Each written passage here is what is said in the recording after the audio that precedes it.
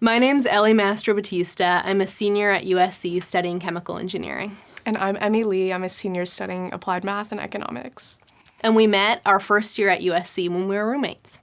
For this project, Emy and I conducted environmental and economic analyses of two different flow batteries. A flow battery is basically two large tanks of liquid with a membrane separating them. And so the liquid will flow past the membrane, and little electrons will flow across the membrane and be collected. And by that mechanism, energy can go in, it can be stored in these tanks in the liquid itself, and then be extracted when it needs to be.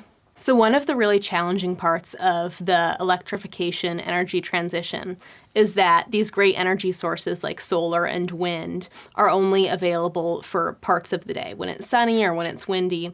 And the grid has different needs. People are lighting their homes during the day, they're charging electric cars at night.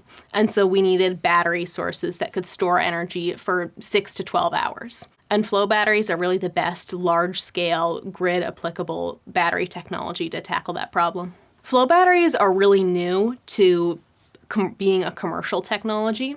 There aren't very many large-scale deployments, and so basically people are kind of debugging as they go along. Another one of the key hindrances to flow batteries right now is how expensive it is for countries and companies to acquire the raw materials to build them. And so currently the supply chains are very limited and restricted. And in order for larger scale deployment, as Ellie was saying, streamlining that supply chain will be key going forward.